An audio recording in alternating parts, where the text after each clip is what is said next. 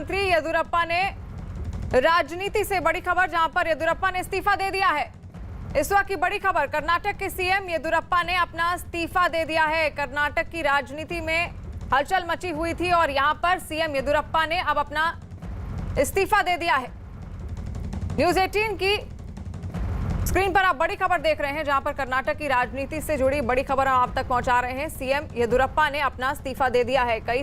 लंबे समय से यहां पर हलचल मची हुई थी कर्नाटक की राजनीति में और अब यह खबर सामने आ रही है, जहां सीएम येदियुरप्पा ने अपना इस्तीफा दे दिया है। इस वक्त की बड़ी खबर आप देख रहे हैं, न्यूज़ 18 की बड़ी खबर इस वक्त की, जहां पर कर्नाटक की राजनीति से जुड़ी हुई ये बड़ी खबर है। सीएम येदियुरप्पा ने अपना इस्तीफा दे दिया है। काफी लंबे समय से कर्नाटक में वहां की राजनीति में भी हलचल मची हुई थी और इस वक्त यह बड़ी खबर वहां से सामने आ रही है, कर्नाटक की राजनीति से जुड़ी हुई, जहां पर सीएम येदियुरप्पा ने अपना इस्तीफा सौंप दिया है।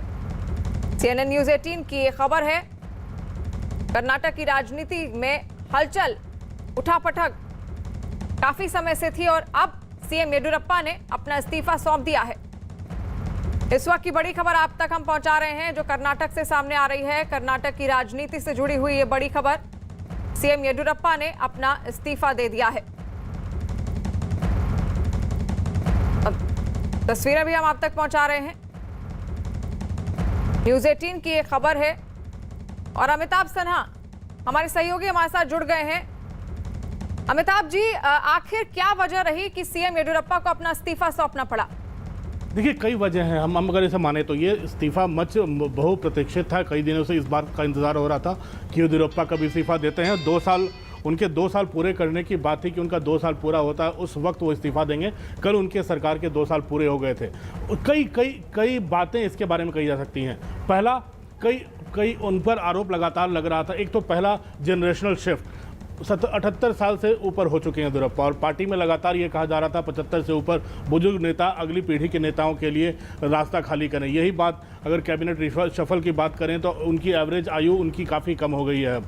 तो ये पहला था जनरेशनल शिफ्ट की कम आयु के नेताओं को लगातार मौका देने की बात थी, इसलिए वहाँ पर। दूसरा, वहाँ के विधायकों में काफ़ी असंतोष बढ़ रहा था येदियुरप्पा की कार्यशैली को लेकर। उनकी कार्यशैली में बार बार ये कहा जा रहा था वो अपने बेटे को राज्य में एक विधायक बेटे को वहाँ प्रमोट कर रहे हैं और दिल्ली की राजनीति में दूसरे बेटे को प्रमोट कर रहे हैं। तो उनके परिवार का दखल काफ़ी बढ़ रहा था प्रशासन में और राज्य की सरकार के गवर्नेंस में।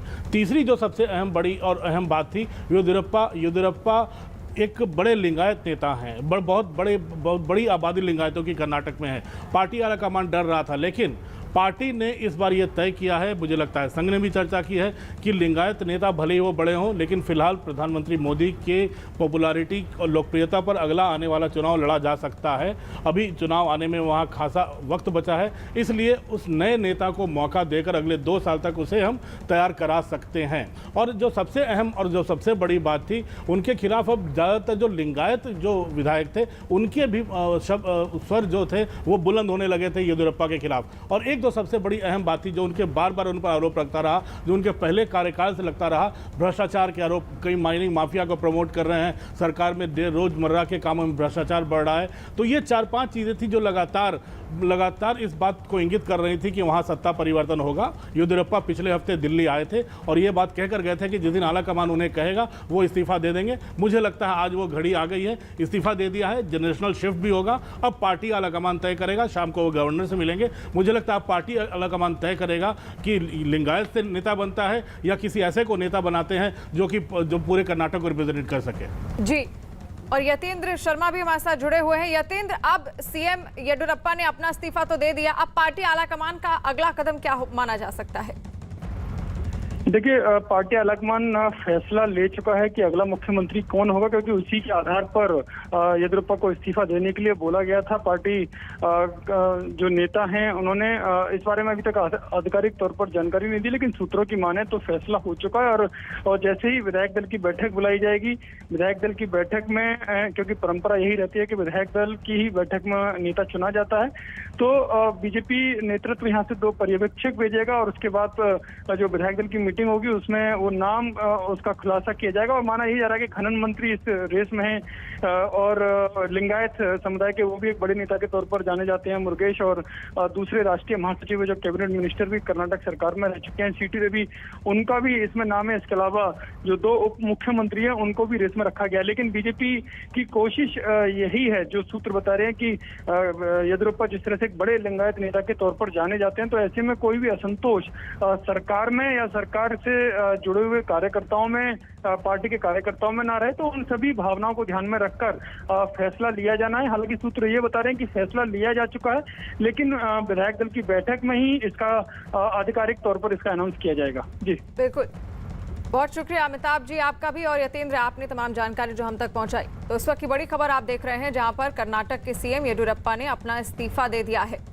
कर्नाटक की राजनीति से जुड़ी हुई बड़ी खबर, जहां पर कर्नाटक के सीएम येदियुरप्पा ने अपना इस्तीफा दे दिया है और काफी लंबे समय से इंतजार किया जा रहा था कि वो अपना इस्तीफा सौंपे, और आज बैठक भी होगी और उसमें आलाकमान ही फैसला करेगा कि आखिर अगला मुख्यमंत्री कर्नाटक का कौन होगा। 2 साल पूरे होने पर येदियुरप्पा ने अपना ये इस्तीफा सौंपा है,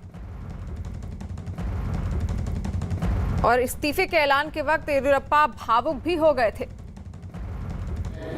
आज उन्होंने अपना इस्तीफा सौंप दिया है।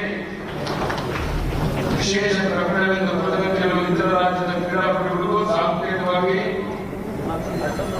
ಚಿನ್ನದ ಪದಕ 15 ಲಕ್ಷ, ಬೆಳ್ಳಿ ಪದಕ 10 ಲಕ್ಷ, ಕಂಚು ಪದಕ 5 ಲಕ್ಷ ಕರ್ನಾಟಕದ ಕೊಡುಗೆಯಾಗಿ ಪ್ರಕಟಿಸುವುದು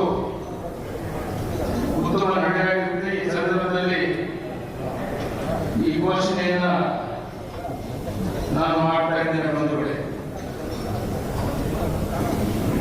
ಇವತ್ತು ಬಹಳ ಕಾತುರತೆಯಿಂದ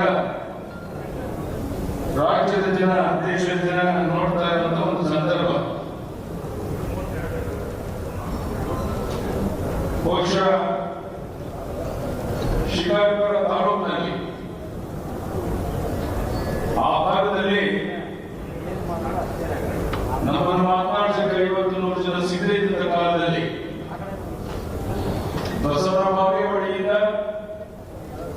ಬಸವ ಕಲ್ಯಾಣದಿಂದ, ಬನವಾಸಿಯಿಂದ, ಶಿವಮೊಗ್ಗದಿಂದ ಪಾದಯಾತ್ರೆ ಮಾಡುವ ಮೂಲಕ ಪಕ್ಷವನ್ನ ಬಲಪಡಿಸುವಂತ ಒಂದು ಪ್ರಾಮಾಣಿಕ ಪ್ರಯತ್ನವನ್ನ ನಮ್ಮೆಲ್ಲ ಕಾರ್ಯಕರ್ತರ ಜೊತೆಗೂಡಿ ಮಾಡಿತ್ತು।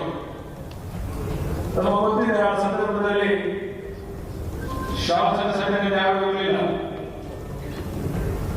ಇಬ್ಬರು ನಾವು ಇದ್ದಾಗ ವಸಂತ ಬದಿಯ ನನ್ನ ಜೊತೆಗೆ ನಮ್ಮ ಪಕ್ಷದ ಗೆದ್ದಂತ ಶಾಸಕ ಬಿಟ್ಟೋದಾಗ ನಾನೊಬ್ಬನೇ ವಿಧಾನಸಭೆ ಒಳಗಡೆ ಹೋರಾಟ ಮಾಡಬೇಕಾಗುವಂತದ್ದು ತಾವೆಲ್ಲ ಗಮನಿಸಿದ್ದೀರ। ನಾನೆಂದೂ ಹಿಂದೆ ತಿರುಗಿ ನೋಡಲಿಲ್ಲ, ನಾನೊಬ್ಬನೇ ಇದ್ದೇನೆ ಅಂತ ಚಿಂತೆ ಮಾಡಲಿಲ್ಲ। ನನ್ನ ಕರ್ತವ್ಯವನ್ನ ಜನ ಮೆಚ್ಚುವ ರೀತಿಯಲ್ಲಿ ನಿರ್ವಹಿಸಿದೆ ಎನ್ನುವಂತ ವಿಶ್ವಾಸ, ತೃಪ್ತಿ, ಸಮಾಧಾನ ನನಗಿದೆ ಎನ್ನುವ ಮಾತನ್ನ ಈ ಸಂದರ್ಭದಲ್ಲಿ ನಾನು ಹೇಳಕ್ಕೆ ಇಚ್ಛೆ ಪಡ್ತೇನೆ ಬಂಧುಗಳೇ। ಎಲ್ಲೋ ಮಂಡ್ಯ ಜಿಲ್ಲೆ ಮೂಕರಕೆರೆ ಹುಟ್ಟಿ ಶಿವಮೊಗ್ಗಕ್ಕೆ ಬಂದು ಶಿಕಾರಿಪುರದಲ್ಲಿ ಸಂಘದ ಕಾರ್ಯಕರ್ತನಾಗಿ ನನ್ನ ಜೀವನವನ್ನು ಪ್ರಾರಂಭ ಮಾಡಿದೆ। RSS ಪ್ರಚಾರಕನಾಗಿ ಪ್ರಾರಂಭದಲ್ಲಿ ಕಾರ್ಯ ಪ್ರಾರಂಭ ಮಾಡಿ ಕ್ರಮೇಣ ಪುರಸಭೆಯಲ್ಲಿ ಶಿಕಾರಿಪುರದಲ್ಲಿ ಚುನಾವಣೆಗೆ ನಿಂತು ಗೆದ್ದು ಅಲ್ಲಿ ಪುರಸಭಾಧ್ಯಕ್ಷರಾದೆ। ಪುರಸಭಾಧ್ಯಕ್ಷರಾಗಿದ್ದಾಗ और कर्नाटक के सीएम येदियुरप्पा को आप सुन रहे हैं, जहां पर इस्तीफे का ऐलान करते वक्त वो भावुक भी हो गए और काफी लंबे समय से ये सियासी फेरबदल के संकेत मिल रहे थे कर्नाटक में।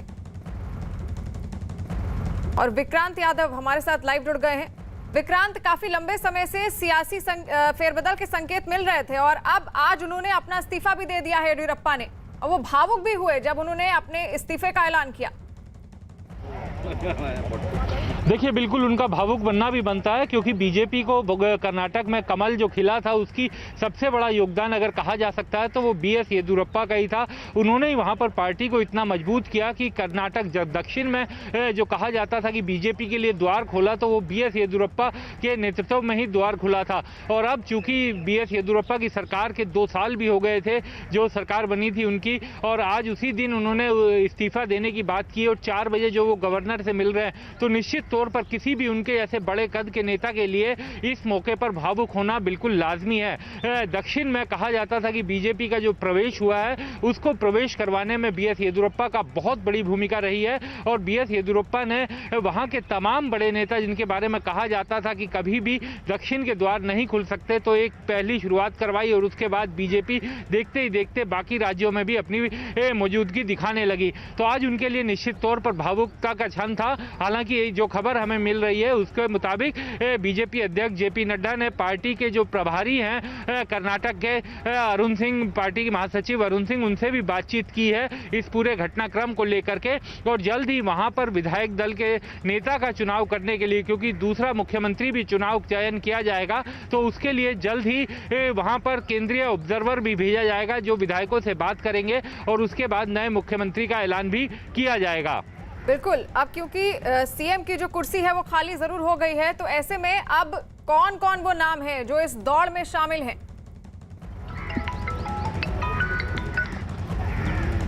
देखिए, कई लोगों के नाम के बारे में इस तरीके के कयास लगाए जा रहे थे। कल ही कर्नाटक के माइनिंग मिनिस्टर यहां पर पहुंचे थे दिल्ली। हालांकि देर रात को उनसे जब पूछा गया था तो उन्होंने कहा था कि वो इस रेस में नहीं है। हालांकि बड़े लिंगायत नेता हैं वो, क्योंकि ये भी लगातार कहा जा रहा है कि बीएस येदियुरप्पा अगर इस्तीफा देते हैं तो क्या किसी लिंगायत समुदाय के नेता को ही मुख्यमंत्री पद पर बैठाया जाएगा। हालांकि लोग कयास तो कई नामों को लेकर के चला रहे हैं, केंद्रीय मंत्री, इसके अलावा माफ कीजिएगा, कई नाम इस तरह से चल रहे हैं, लेकिन बीजेपी का साफ ये कहना है कि अभी फिलहाल जेपी नड्डा, बीजेपी अध्यक्ष जेपी नड्डा ने पार्टी महासचिव से बात की है और एक बार विधायकों से और पूर्व मुख्यमंत्री जब बीएस येदियुरप्पा के इस्तीफे के बाद उनसे भी चर्चा की जाएगी और उसके बाद ही नाम के ऐलान किया जाएगा, क्योंकि अभी उन्होंने इस्तीफा देने की बात की है। और बिल्कुल, और यहाँ पर तस्वीर भी हम दर्शकों तक पहुंचा रहे हैं जहां पर सीएम येदियुरप्पा ने जब अपने इस्तीफे का ऐलान किया तो वो भावुक भी हो गए। 2 साल का उन्होंने कार्यकाल पूरा किया और उसके बाद आज उन्होंने इस्तीफा दे दिया है। काफी लंबे समय से सियासी हलचल थी और ये उम्मीदें भी, ये संकेत भी एक ओर से हो रहा था कि सियासी फेरबदल अब जल्द हो सकता है कर्नाटक में। 17 जुलाई को ही सीएम येदियुरप्पा ने अपना दिल्ली दौरा किया था। हालांकि उसके लौटने के बाद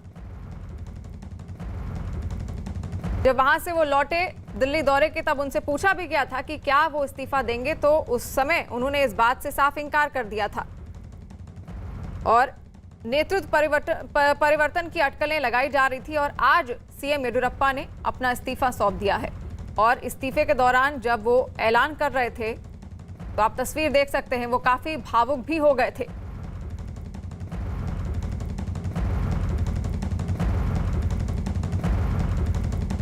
एक नजर